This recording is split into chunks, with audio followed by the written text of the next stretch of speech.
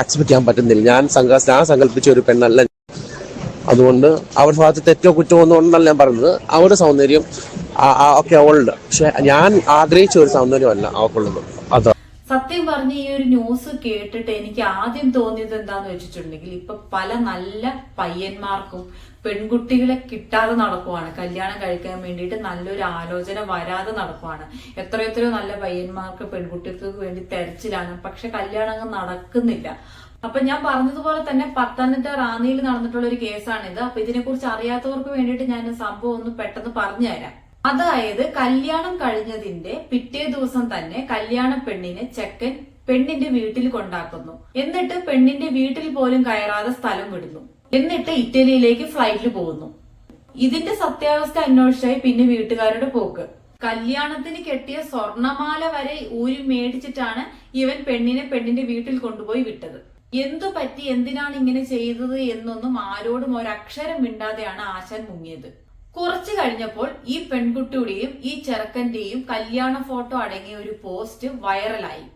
ഈ പോസ്റ്റിൽ പറയുന്നത് ഈ കല്യാണ പെണ്ണ് ട്രാൻസ്ജെൻഡർ ആണ് എന്നും അത് മറച്ചു വെച്ചാണ് വീട്ടുകാർ ഈ കല്യാണം നടത്തിയത് എന്നും അങ്ങനെ കല്യാണ ചെക്കനെയും ചെക്കന്റെ വീട്ടുകാരെയും പറ്റിച്ചു എന്നതാണ് ഈ പോസ്റ്റിൽ അടങ്ങുന്നത്.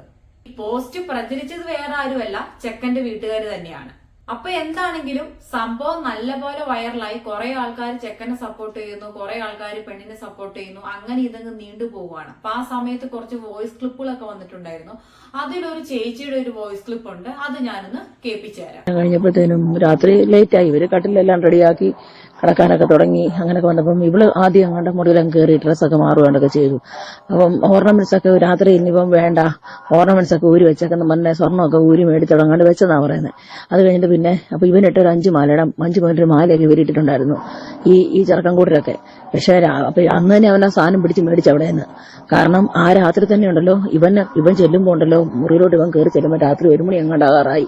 12 മണിയായി. കല്യാണ വീടല്ലേ, 1 മണി 6 ചെന്നപ്പം നോക്കിയപ്പോ കാണുന്ന സംഭവം എന്നറിയാമോ, ഒരു പാന്റ് പോലെ ഒരു ഇത് മാത്രം ഇട്ടുകൊണ്ട് കിടക്കുന്ന ഒരു ആളിനെയാ കാണുന്നത്. അപ്പൊ പറഞ്ഞതെല്ലാരും കേട്ടല്ലോ. ചെക്കൻ അങ്ങനെ മണിയറയിലേക്ക് ചെന്നപ്പോ പെണ്ണിങ്ങനെ പാന്റ് മാത്രം ഇട്ട് കിടക്കാണത്രേ.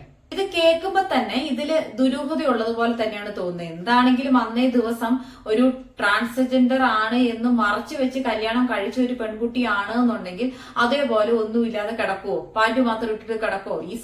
ഈ കള്ളം പറഞ്ഞാണ് കല്യാണം നടത്തിയത് എങ്കിൽ ആ രാത്രി തന്നെ ആ കള്ളം പൊളിക്കാൻ വേണ്ടി നോക്കുവോ? ഇല്ലല്ലോ.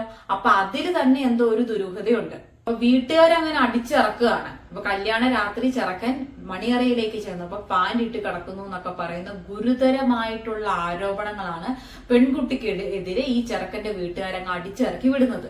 അപ്പോൾ ഈ വോയിസ് ക്ലിപ്പുകളെല്ലാം പുറത്തായിട്ടുണ്ടായിരുന്നു. ഇത് കേട്ട പലർക്കും നല്ല ഡൗട്ട് തോന്നി തുടങ്ങി. ചെറുക്കന്റെ വീട്ടുകാർ അടിച്ചിറക്കുന്നതും അതേപോലെ തന്നെ ഈ ചെറുക്കൻ ഒരു ഉഡായിപ്പാണ് എന്നുള്ള ഡൗട്ട് എല്ലാവർക്കും തോന്നി തുടങ്ങി. അപ്പൊ ആ ഡൗട്ട് ശരിയാണ് എന്ന് പറയുന്നത് പോലെ ചില വോയിസ് ക്ലിപ്പുകൾ ഇപ്പൊ പുറത്തു വന്നിട്ടുണ്ട്. അതുകൂടി ഞാനൊന്ന് കേൾപ്പിച്ചു തരാം. ഇവരുടെ വീട്ടില് പെണ്ണിന്റെ വീട്ടിലോട്ട് പോയില്ലായിരുന്നു. ചെറുക്കൻ സഹിത്വമായി ഇവൻ രാത്രി ആ പെണ്ണിനെ അയാളെ പിടിച്ച് ചെയ്യുകയൊക്കെ ചെയ്തു.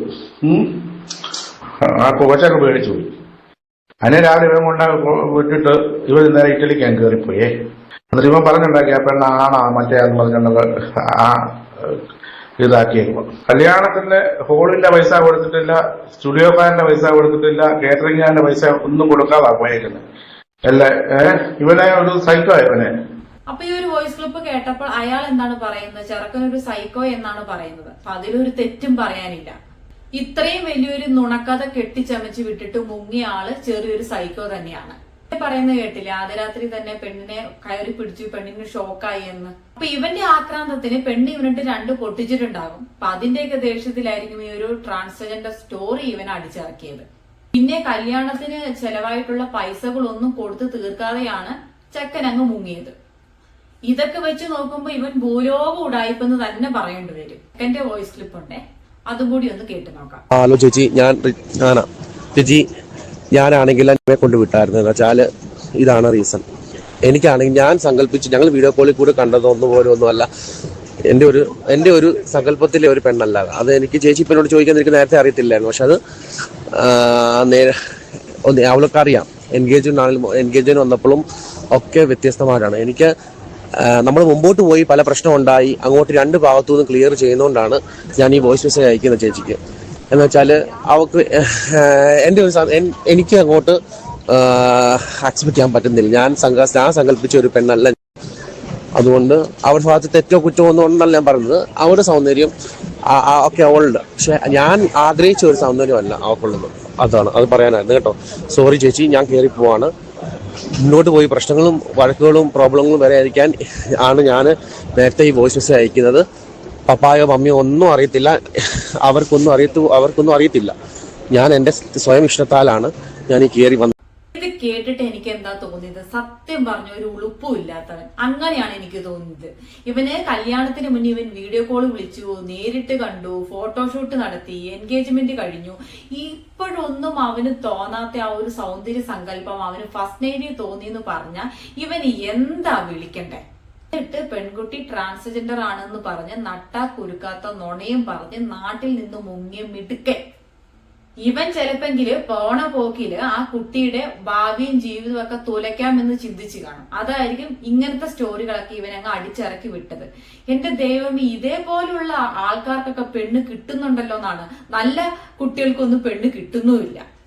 അപ്പോൾ ഇവൻ ഇവിടെ കളിച്ചിരിക്കുന്നത് ഒരു പെൺകുട്ടിയുടെ ജീവിതം വെച്ചിട്ടാണ്. ഇവനെ മാത്രം കുറ്റം പറയാൻ പറ്റത്തില്ല, ഇവന്റെ വീട്ടുകാരും ഉണ്ട്. ഇവന്റെ സങ്കല്പമെല്ലാം ഉണർന്നത് ഫസ്റ്റ് നൈറ്റിലാണ്. അതിനു മുന്നേ ഇവന് ഉണർത്താൻ വേണ്ടിയിട്ട് പറ്റിയില്ലല്ലോ. അപ്പം ഒരു പെൺകുട്ടിയുടെ ജീവിതം വെച്ച് ഈ കളി കളിച്ച് ഇവന് ഇറ്റലിയിലാണെങ്കിലും എവിടെയാണെങ്കിലും നിയമത്തിന് മുന്നിൽ കൊണ്ടുവന്ന് ഇവന് തക്ക ശിക്ഷ കൊടുക്കണം എന്ന് തന്നെയാണ് ഞാൻ പറയുന്നത്. കാരണം കഴിഞ്ഞ ദിവസങ്ങളിലൊക്കെ സമാനപരമായിട്ടുള്ള കുറെ സംഭവങ്ങൾ, സൗന്ദര്യം പോരാ എന്നും പറഞ്ഞ് ഒരു പെൺകുട്ടിയെ ടോർച്ചർ ചെയ്ത് ആ പെൺകുട്ടി ആത്മഹത്യ ചെയ്തിരുന്നു. അപ്പൊ ഇങ്ങനെ പല പല സംഭവങ്ങളായി ഇപ്പൊ കേൾക്കുന്നു. അപ്പൊ ഇതിനൊക്കെ എന്താണ്, ഒരു എൻഡിങ് വേണം. അപ്പൊ ഇവനെയൊക്കെ നാട്ടിൽ തിരിച്ച് എത്തിച്ച് തക്കതായിട്ടുള്ള ശിക്ഷ തന്നെ കൊടുക്കണം എന്നാണ് എന്റെ അഭിപ്രായം.